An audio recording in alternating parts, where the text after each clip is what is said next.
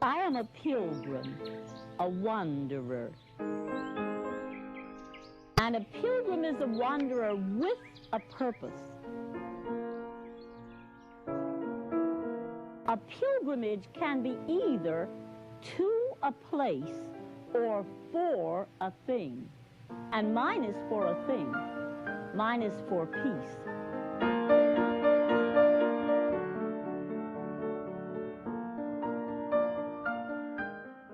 And optimism to have faith, and then to step out on that faith. It's amazing. It's wonderful. It's inspiring and enheartening. I think the truth of a person's influence stems more from the degree to which they're anchored in the universal truth of life, the great truth of all of our lives. And she, Peace Pilgrim, was.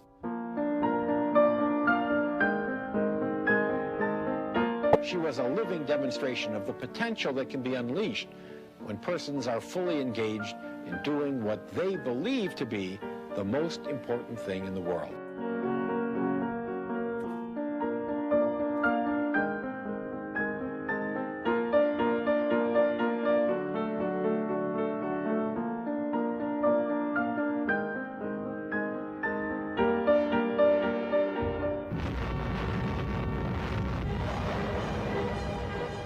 She spoke of peace in a time of war.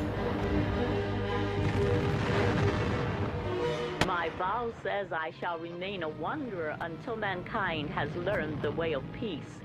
Now, I am praying for peace in the world, even though I talk mostly about peace within ourselves as a step toward peace in our world.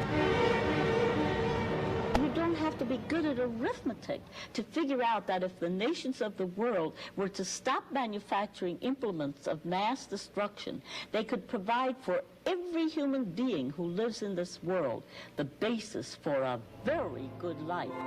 She spoke of universal spirituality before spirituality was in vogue.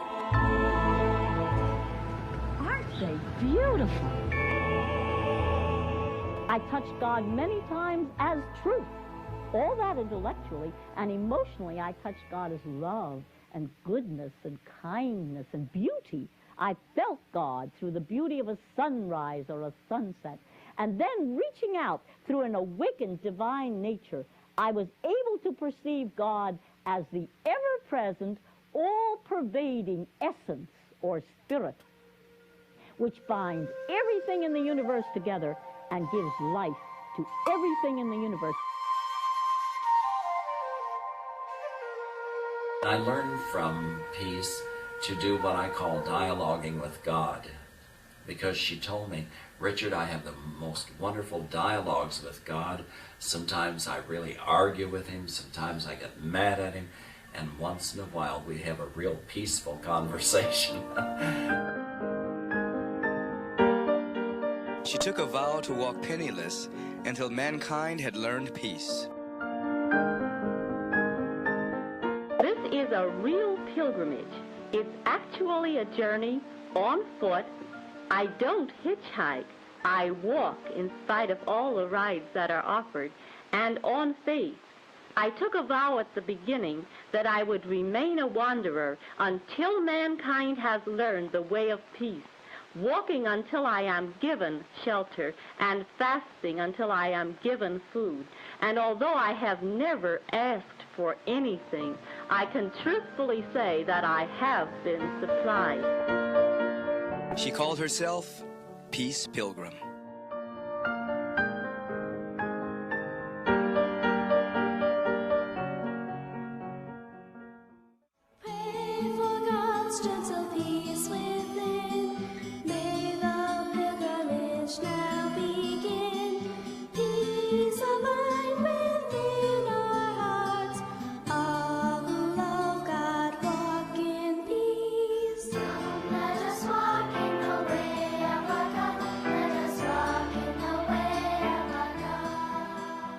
The It began January 1st of 1953.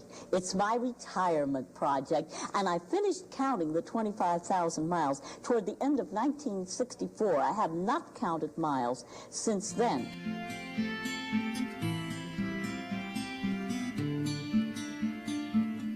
Well, is it very often that you have to go without food or without a bed on these walks? I seldom skip more than 3 or 4 meals in a row. I don't even think about food until food is offered. I once had a 45-day period of prayer and fasting. I know how long one can go without food. And even when I'm with total strangers, I have a bed about 3/4 of the time. When I don't, I might sleep in a bus station in a city or a truck stop out on the highway. But I have slept on the grass beside the road. I have walked all night to keep warm. If you're concerned enough about what you're doing, you don't mind any of these little so-called hardships, and I'm very concerned about peace. She certainly was a peaceful warrior, like Gandhi and like Martin Luther King, like many other people who would have a peaceful heart but a warrior spirit. Her sort of commitment to propagate peace and sort of, I think, to express through one of human action. That's the peace walk. And without any sort of, money or, seeking money or fame or some other thing. Simply carried such hard work, not easy, of course, hard work, sheerly through sincere motivation. That's wonderful. People became very interested in her as an individual and wrote about it. And this just propelled her message that much stronger into the consciousness of people.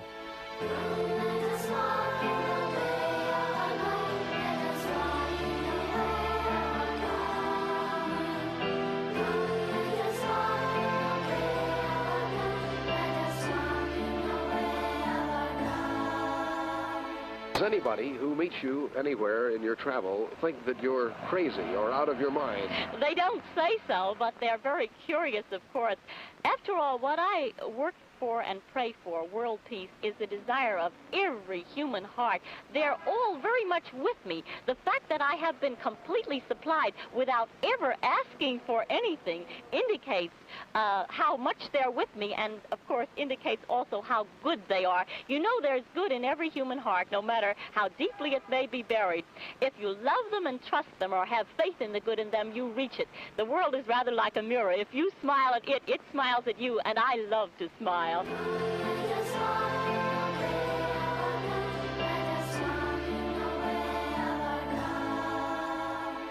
When someone is peaceful, you don't have to ask them if they're peaceful. You just feel it, and it's like a magnet of you're wanting to be around that person. That's true. And I didn't see her as an evangelist trying to change the world in terms of making people do things, but by her own demonstration, she inspired people. When I realized what human potential really was, what people really are capable of, I looked around me and I said, how sad that most people only scratch the surface of their real potential. No wonder they have problems. No wonder society has problems.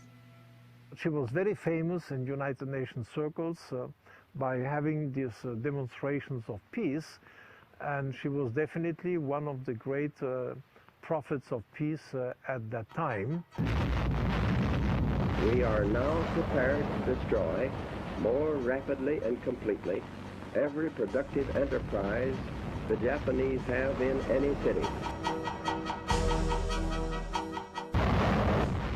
What in our society calls forth a peace pilgrim? Well, don't forget the Korean War was on, the McCarthy era was at its height. There was great fear at that time and therefore great apathy, because the safest thing to do is nothing. At any time, in any culture, where there is great apathy in the face of a crisis situation, a pilgrim is apt to step forth. And a pilgrim's job is to rouse people from their apathy and make them think. Every age provides us with peace pilgrims. They may not walk, they may sing. They may not sing, they may preach. Some poet, some dance. She said, I shall remain wanderer till my brothers have learned, my sisters have learned the ways of peace. I shall remain wanderer till humanity has learned the ways of peace. There was nothing ascetic in the sense of deprived about her. She didn't go around feeling sorry for herself and feeling like she didn't get to have what other people did. She gloried in the richness of her inner life and the richness of her connections with people, because that's where true richness lives. Now, a pilgrim walks not only prayerfully, but as an opportunity to contact people. She called herself Peace Pilgrim. She walked this land for peace. And that's why I'm wearing my short tunic with Peace Pilgrim on the front and 25,000 miles on foot for peace on the back, because it makes my contacts for me in a very kind way. I don't need to approach people. They approach me. And my message, one sentence: this is the way of peace. Overcome evil with good, and falsehood with truth, and hatred with love. You see, it isn't new, just the practice of it would be new. But I consider it the lesson for today.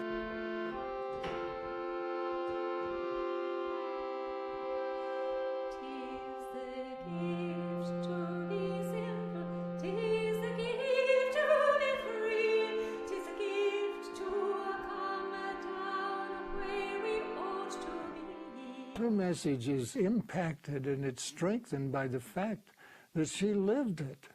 You know, to go out and say, I am not going to eat, to have the kind of faith that she had, and say, I'm not going to sleep until somebody gives me a place to sleep. I'm not going to eat until I'm offered some food.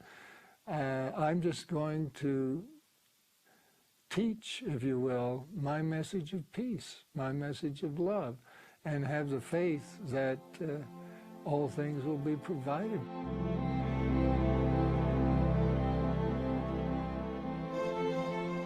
I took my vow of simplicity. I shall not accept more than I need, while others in the world have less than they need.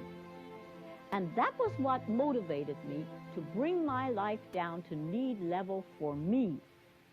And I realized that the need level of a pilgrim is about rock bottom. Most people would need much more than I need. For instance, if you're called into the family pattern, you would need the stability of a family center for your children. There are needs beyond physical needs. So I'm not telling you your need is the same as mine, but I'm just saying find your need level. When I found my need level, I felt a wonderful harmony in my life. What I want and what I need are exactly the same. You couldn't give me anything I don't need.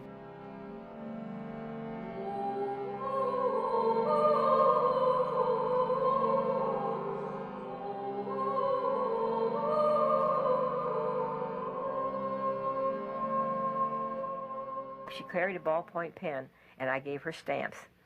And when she only asked me, and I said, oh, I have a lot of stamps. She said, oh, I need 3 stamps. I mean, like, I don't need a dozen stamps. I need 3 stamps. A 4th stamp would be a burden, you know. Where am I going to put it? It'll get damp in my pocket or something, you know. What kind of shoes do you wear? 6-old children's shoes. They walk about 1,500 miles a pair for me. I'm on the 29th pair, so if I counted my mileage by the shoes, it would be much more than I claim. One of the most difficult things to do with peace was to give her something. And I had to trick her. And when she would come to see me, we'd have an argument. Peace, you need new shoes. No, they'll last a little bit longer. Peace, you need new shoes. Those are terrible. They're going to fall off your feet. No, well, we can wait. And I'd be sneaky. I'd go into a mall, drive and say, "Mom, come with me, please." "Where are you going?" "Well, I'm going over here for a moment." Go right up to the place where she has to buy the shoes. And I said, "Peace, there's your shoes."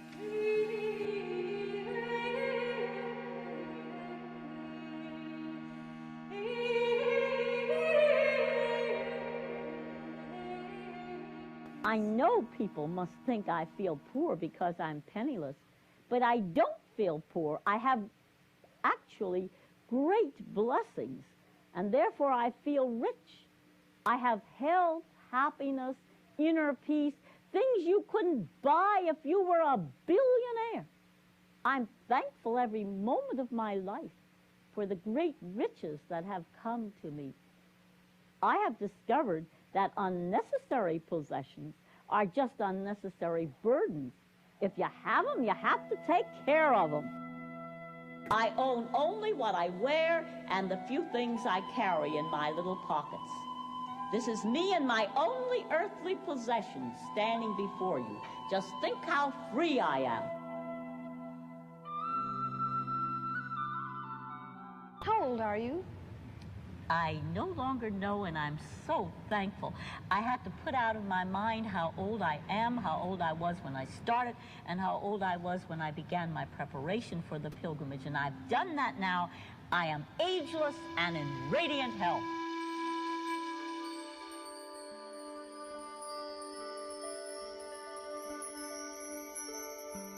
Now let me answer the most common question that I am asked. How in the world did you ever get started on a thing like that?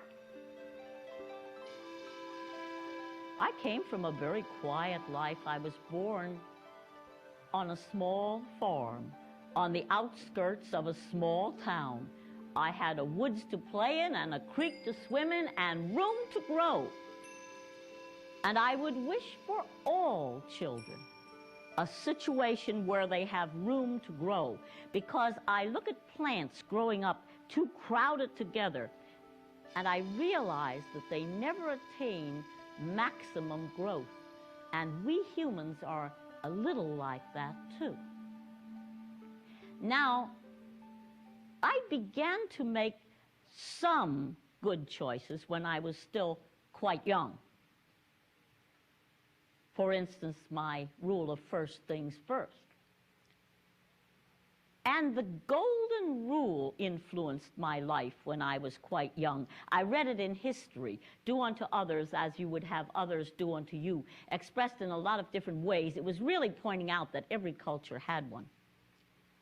Well, it was different from anything I had ever read because it received an inner confirmation from me and affected my entire life.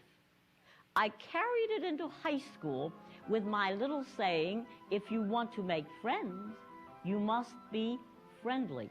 And that's an offshoot of the golden rule, a recognition that people react according to the influences brought to bear upon them. I still have it in my life today with my little saying, if you want to make peace, you must be peaceful. And that works too.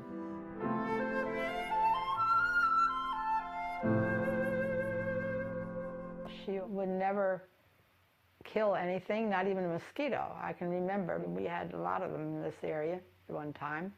I can remember her just brushing the mosquitoes off. She wouldn't kill them because she said she wouldn't kill another living thing. I never thought of her as being athletic enough to walk all those miles.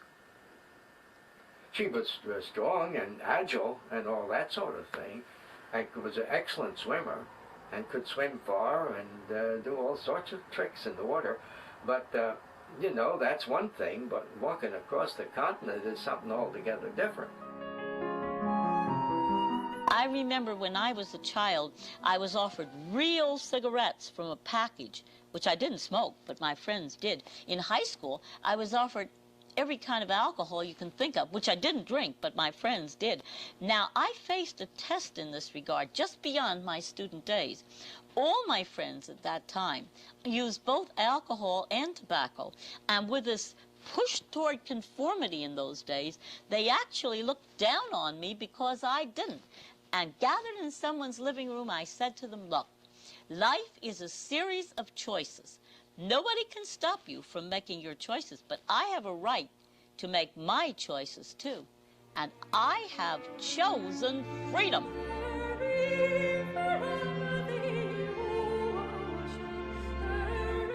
There was a period when Mildred was, I can remember one picture in particular stands out in my mind where she was very much the flapper.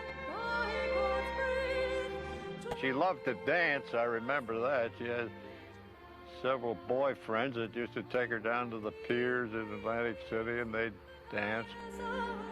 She wouldn't just have dresses and shoes. It would be a coordinated outfit. And then she knows how to pose and turn like Greta Garbo, you know, and all that sort of thing. Yeah. I think she was more fashionable than average for a small town.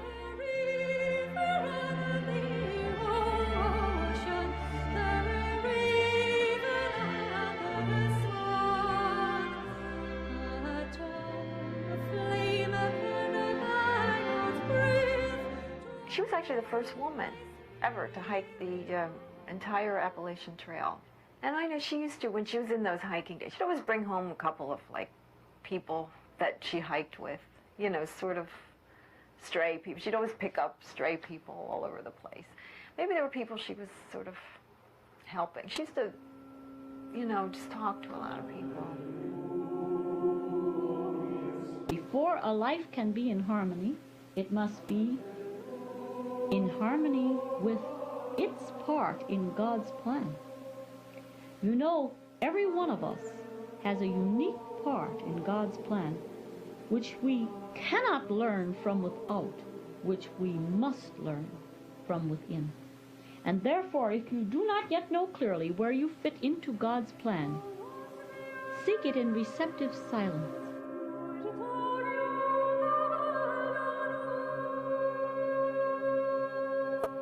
Out of a feeling of deep seeking for a meaningful way of life, I began to walk one night through the woods with the feeling that I would continue to walk until I found what I was seeking.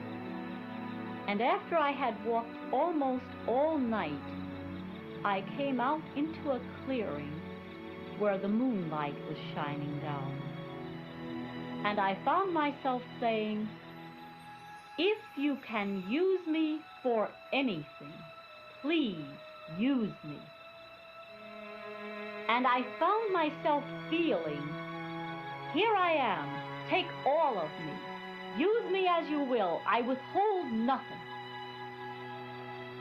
And then, of course, I felt I had found what I was seeking. I experienced the complete willingness, without any reservations whatsoever, to give my life to something beyond myself.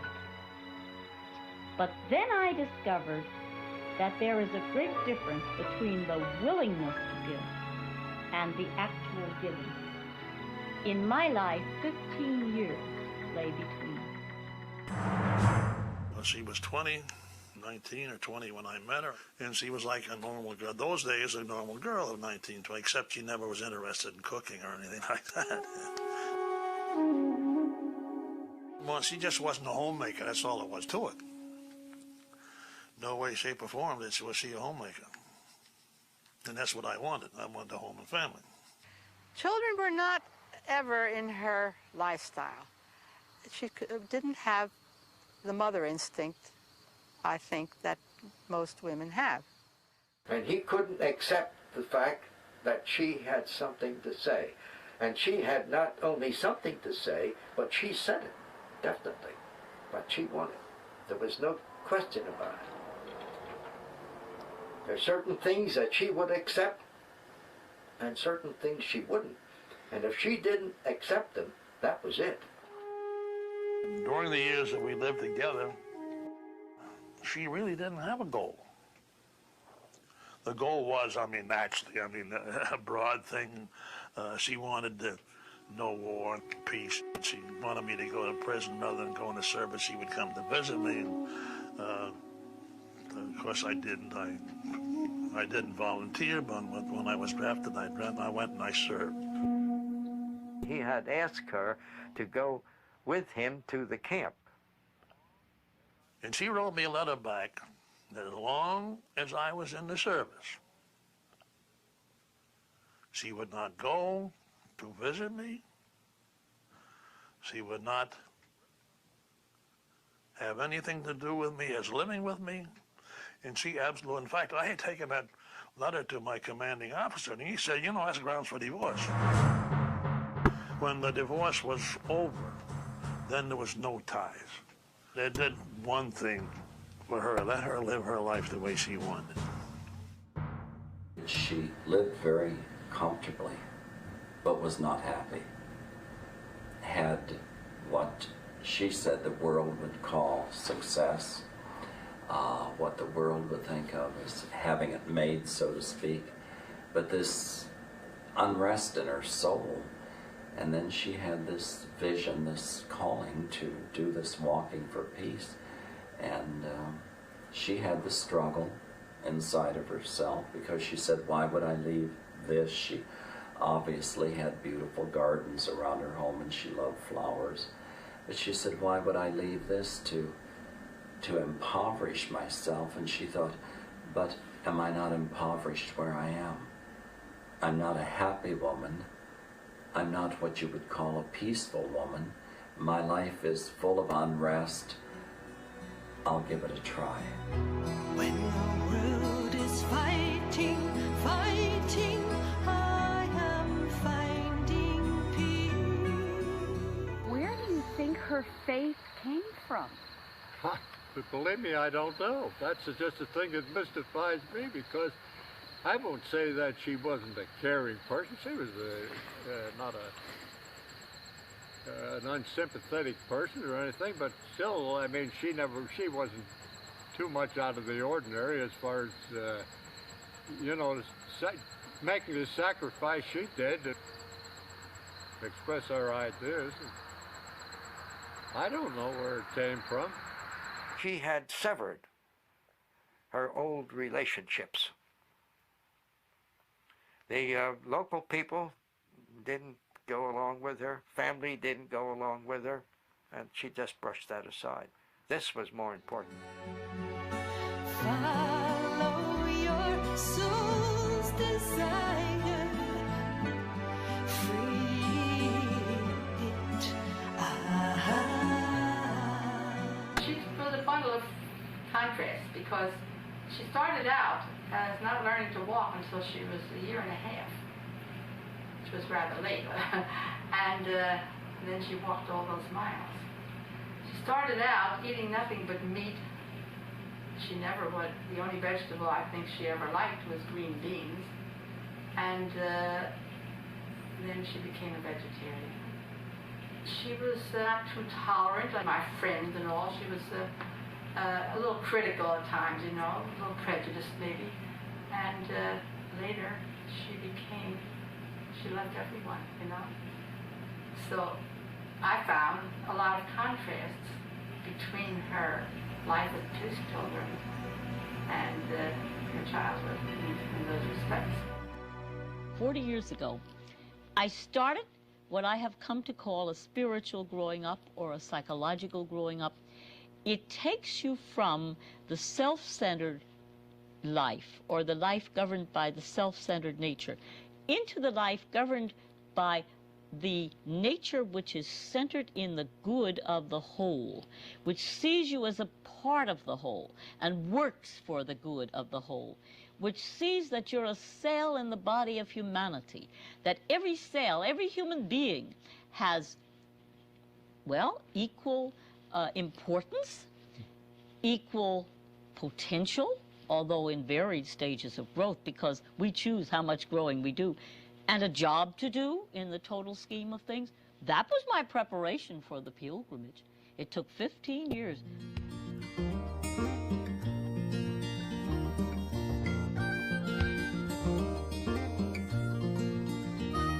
She called herself Peace Pilgrim.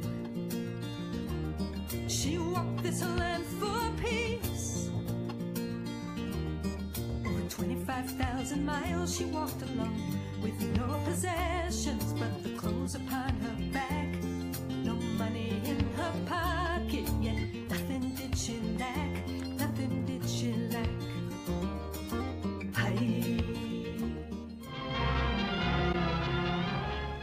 Will there be peace or war? The fateful question posed by Warren Austin, head of the United States delegation to the UN, set the mood of the world at the century's halfway mark. A highly trained and well-equipped North Korean army swarmed across the 38th parallel to attack unprepared South Korean defenders. I have walked 6,900 miles of my 10,000-mile pilgrimage for peace. My first 5,000 miles took me from coast to coast and from border to border. My second 5,000 miles is taking me at least 100 miles in every state, Mexico, and Canada, always ending at the capital. The cost was high to Americans who bore the brunt under the UN banner. Now, is it true that the House Committee on Un-American Activities is considering an investigation of the clergy? The investigation of communism and communists in this country should take place wherever it be found. Increased range guided missiles were added to the underseas arsenal, and the submarine became a more formidable weapon of counterattack on enemy coasts. The year had indeed seen a revolutionary step forward in naval warfare and the nation's defense.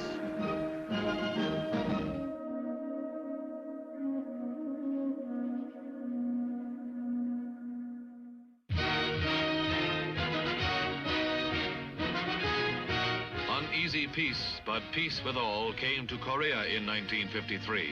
The end of 3 years of bitter conflict and the end of bondage for prisoners of the Reds. Where are you from originally, or is that being kept a secret?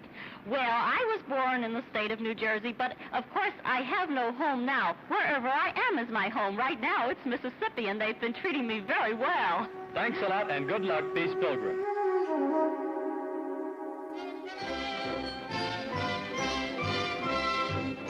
President Eisenhower began his second term as leader, not only of America, but all free peoples. His inauguration address was a peace plea.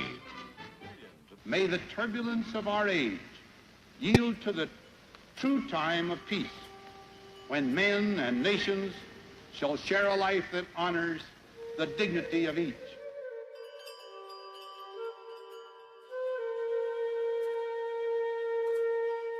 I think no negative thoughts, because the thing that can really destroy you is negative thinking. And so I always think about the best that could happen, all the good things I want to see happen, because those are the things I want to emphasize.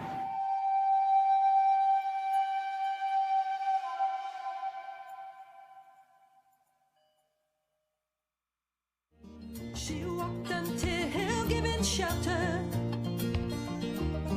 and fasted until given food.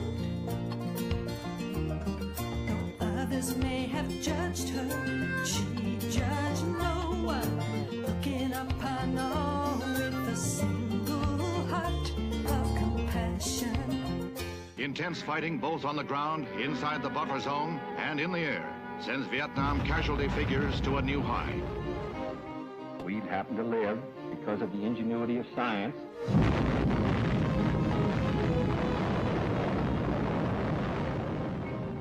and man's own inability to control his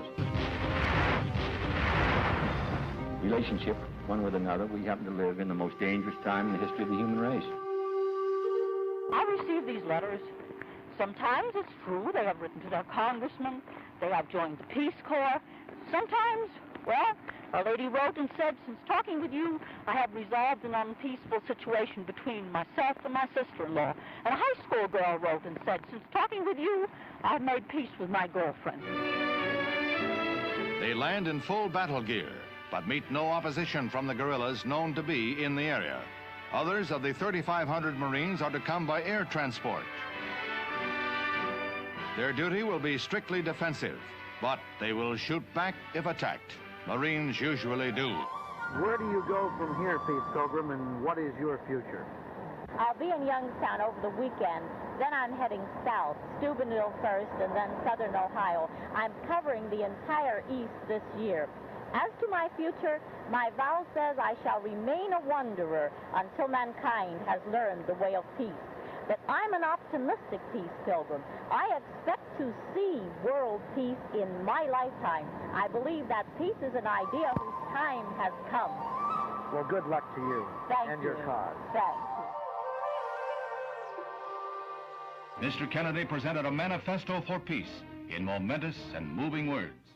Ladies and gentlemen of this assembly, the decision is ours. Never have the nations of the world had so much to lose or so much to gain. Together we shall save our planet, or together we shall perish in its flames. Save it we can, and save it we must. And then shall we earn the eternal thanks of mankind, and as peacemakers, the eternal blessing of God.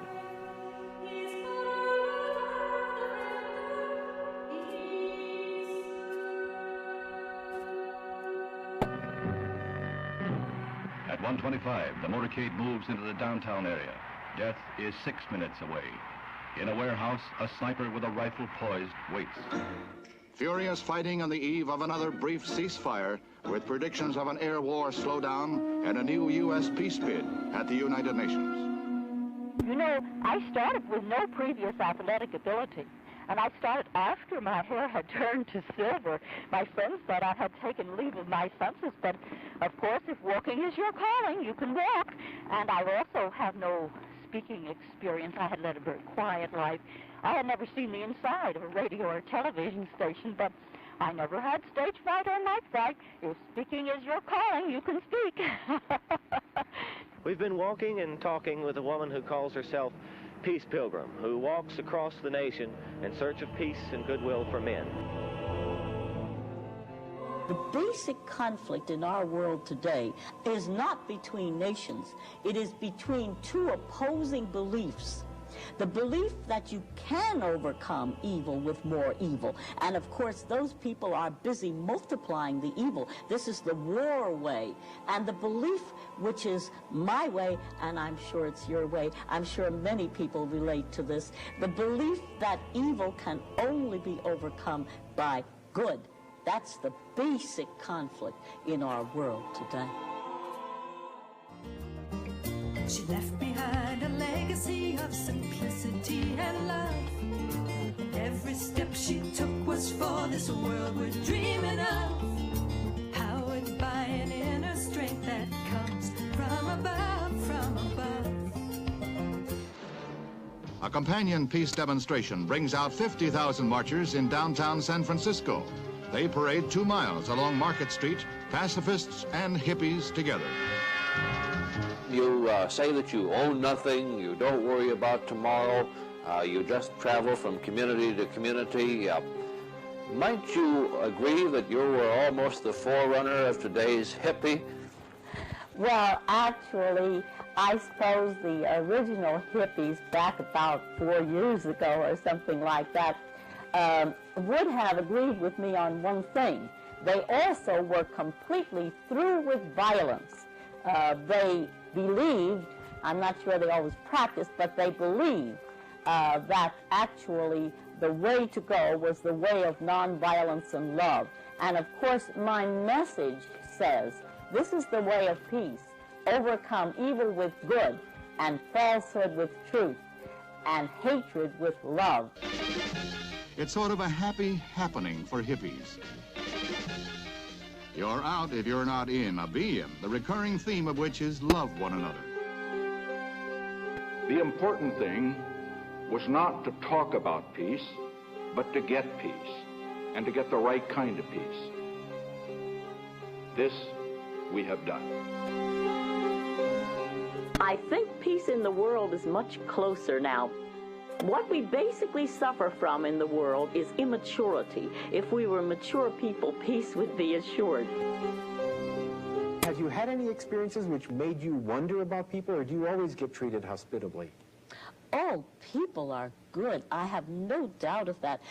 I have to really think back to my tests if I want to tell you anything that might be considered an adverse experience. And I don't consider it an adverse experience. Life is a series of tests, but if you pass your test, you look back upon it as a good experience. I was hit once in my first test by a disturbed teenage boy who was terrified by a thunder shower. I had taken him for a walk. I thought it would do him good. And he went off the beam when that thunder shower came along, and he came for me. And I didn't even try to run away, which I guess I could have done. He had a heavy pack on his back.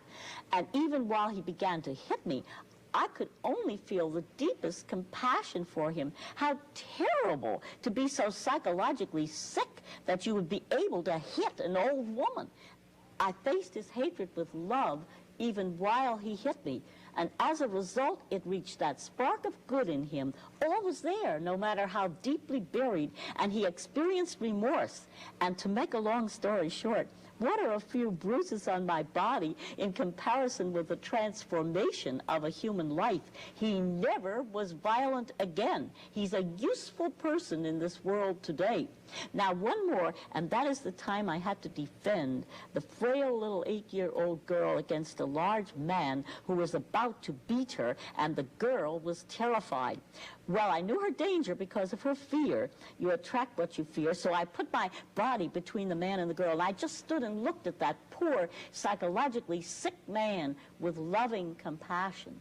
He came close. He stopped. He looked at me for quite a while. He turned around, walked away, and the girl was safe. Now, what was the alternative? Suppose I had been so foolish as to attempt to use the jungle law of tooth and claw. I would undoubtedly be dead today, and so would the little girl. Let us never underestimate the great power of the way of love, which reaches that spark of good in the other person, and the person is disarmed.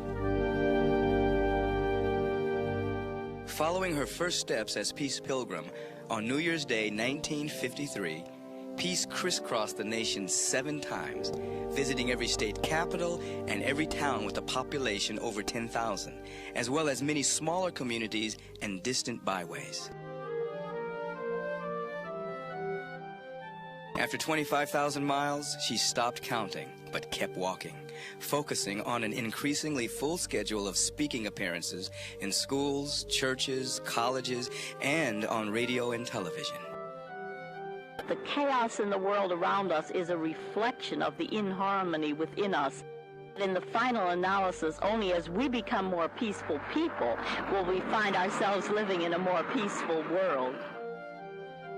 She was so true to her beliefs. She never deviated from them, as far as I can see. I mean, she was so true. She didn't, you know, like we'd go on a diet, but we'll cheat a little bit or something. She never strayed from her principles and her beliefs.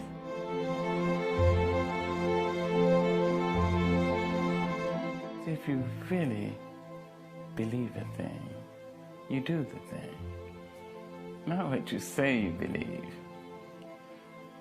There is the Confucian saying that to know and not to do is in fact not to know.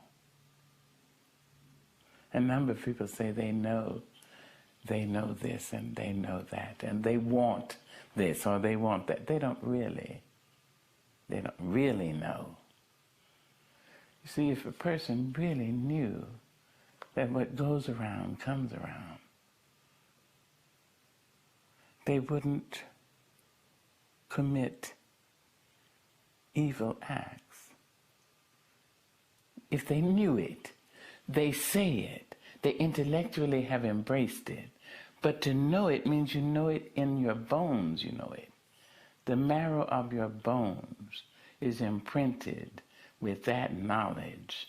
You can't do otherwise when you know it.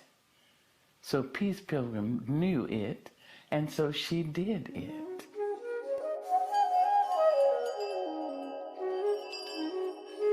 Peace and harmony not come from sky, not as the result of our prayer. alone, but we must act. I walk until given shelter. I fast until given food. I do not ask. These things must be given. And just think, without ever asking, these things have been supplied. Aren't people good? Thank you. It's a joy to be with you. It was an interesting time that I discovered her, because it was during the Cold War, and there was this real conflict between the United States and the Soviet Union, and there was a real threat of nuclear war, and which would have totally destroyed the whole world, everything living on it. And here was this woman, this individual, that had the courage to say, no, I am going to promote peace. Never mind what other people are doing. Never mind what the Soviet Union, how it's threatening us, or how we're threatening the Soviet Union with all of those missiles pointed at each other. And here was this woman that was walking her talk. I mean, literally walking her talk, and walking across the United States promoting peace. And the thing that really was so wonderful about her was that she knew that peace started within us, and that it was an individual happening, that it had to happen with individuals, one by one by one. And it was so inspiring to me that it certainly changed my consciousness, my awareness, and the direction that I was thinking, and certainly changed activity of mine also. So she was very influential and inspirational in my life at that time. Do you think the world is more at peace now because of your efforts? Well, of course, only the world is more at peace because of the efforts of all peacemakers put together. You see, when I started out, why, people accepted war as a necessary part of life, but now I'm on the popular side because peace has become a matter of survival, and even the most immature people wish to survive.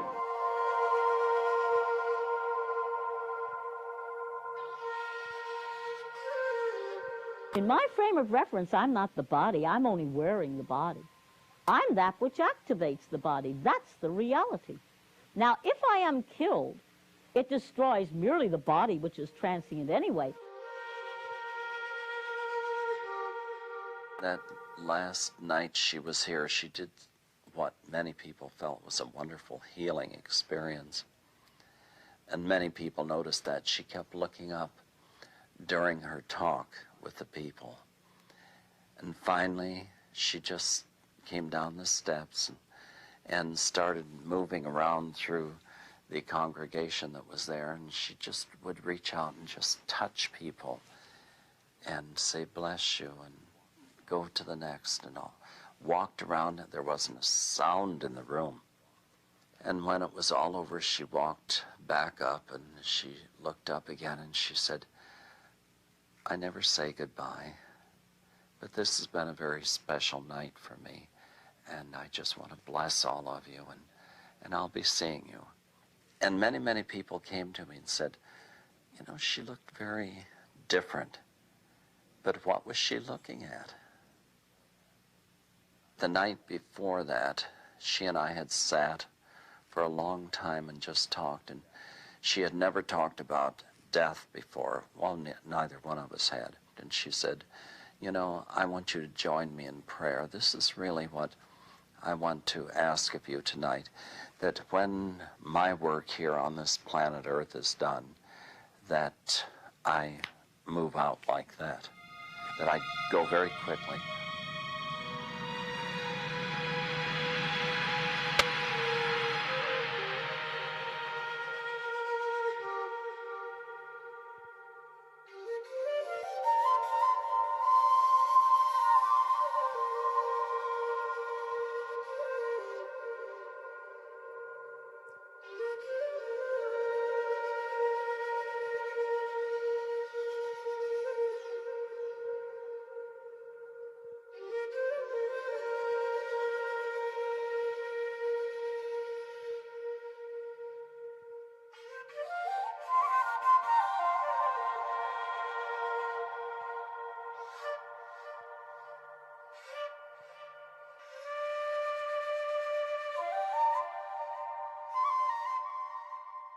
Well, I got a phone call from my husband at work, and he came to pick me up.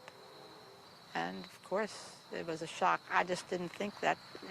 I just always felt that she was going to outlive me. Blessed are those who bring peace. It was a beautiful ceremony down at the Methodist Church. And they had asked us to speak for just a few minutes, and I remember I spoke longer than that because I had interviewed her. And I had so much that I wanted to share, and I don't know how long I talked. But I think it was longer than 5 minutes. And no one seemed to mind, because we were just grieving. Truly I say to you, this day you will be with me in paradise. I celebrated when she died, the way she died, because she lived in character, and she certainly was a character who did her own thing and believed in it. And she died on the road. She died the way she lived. That was a big blessing. That was a blessing from the heavens. In 1982, many of Peace's words were gathered and compiled by a group of 5 admirers into a book, Peace Pilgrim, Her Life and Work in Her Own Words.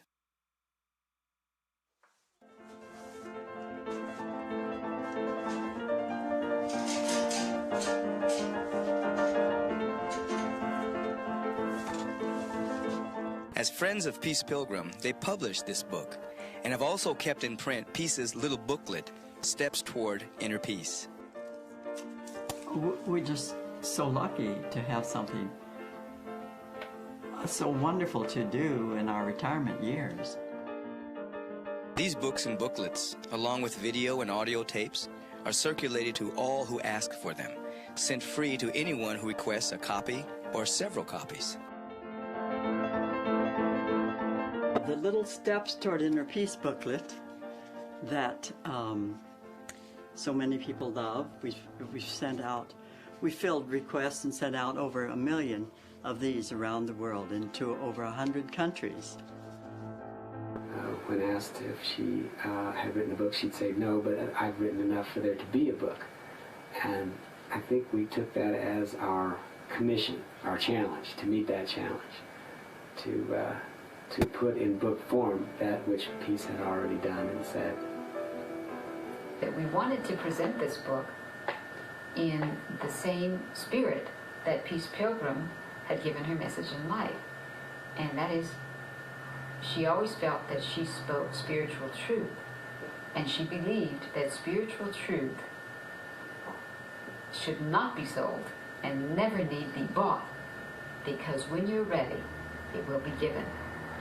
Now we thought, how are we going to translate that into distributing a book? I mean, obviously it's going to cost us money to even put this book together, to have it published. How are we going to do this? Some people thought we were crazy to offer a book free. They said, if they don't pay for something, they won't think it's very valuable.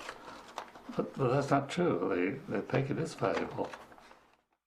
I don't think John and Ann had any idea beyond their fondest imagination that it would take off the way it did. We figured we might have 1 printing, maybe 2 printings. But the money kept pouring in, and the money kept pouring in, and we kept reprinting it and reprinting it and reprinting it. And now it's a spiritual classic. It doesn't stop. In fact, I think there's more and more distribution every year. There are enough good people in this affluent country that want to do good things, and maybe they don't have time from their jobs, and so they're happy to send a larger amount of money than the books that they ask for. So that's how we keep going. What you need to do is to give me your name and address, and we'll send you however many books you'd like. Just 1? Okay, that's because you haven't seen it. I never knew the woman who called herself Peace Pilgrim. I never knew her personally, never met her. I was just one of those many, many thousands and hopefully millions of people who were exposed to her own life and teaching through her book of the story of her life, or One of the Steps to Inner Peace.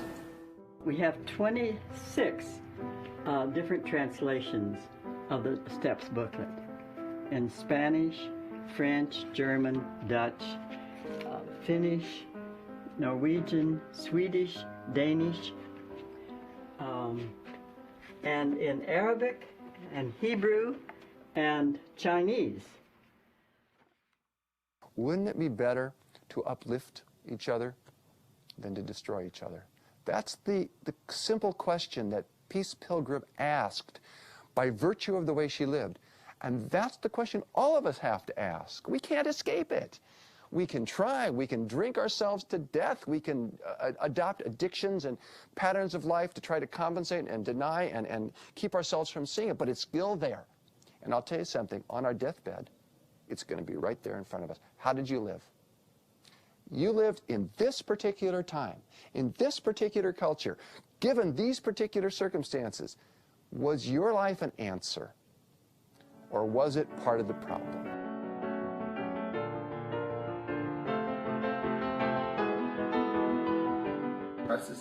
You must have secrets. You must have certain things, you know. This just isn't your whole message, you know. And she kept insisting, I don't have secrets. I said, you gotta have secrets. But tell me, you know, what's your secret? You know, I'm looking. Finally, she said, I have a secret, but I would not call it that. There was a time, long ago, when I died, utterly died to myself. And when she said it, her eyes were far away, like she was remembering something, or not remembering something. And then she looked back at me, and our eyes met, and as if she said too much. That's the way I felt, as if she said too much. And she just turned around and then walked away.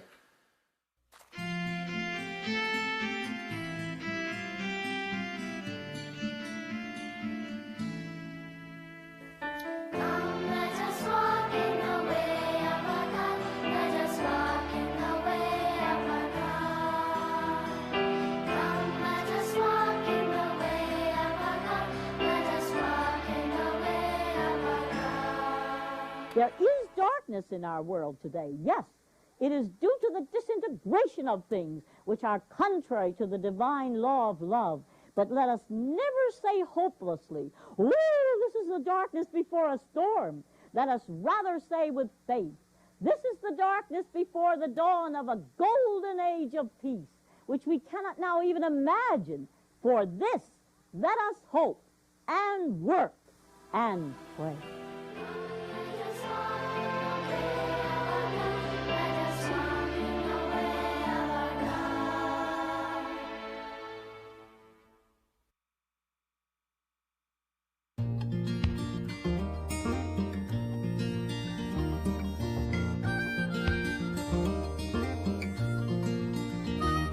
She called herself Peace Pilgrim. She walked this land for peace. Over 25,000 miles she walked along, with no possessions but the clothes upon her back. No money in her pocket, yet nothing did she lack. Nothing did she lack.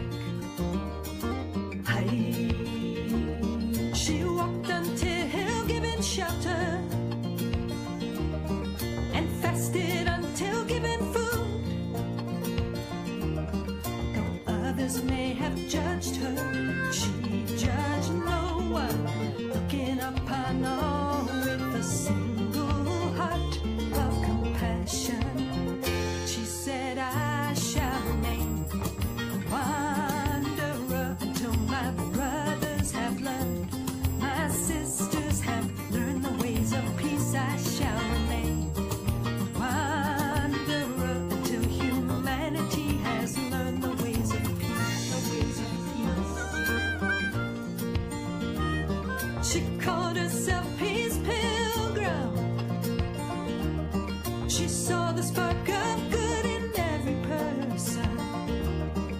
She left behind a legacy of simplicity and love. Every step she took was for this world we're dreaming of, powered by an inner strength that comes from above, from above.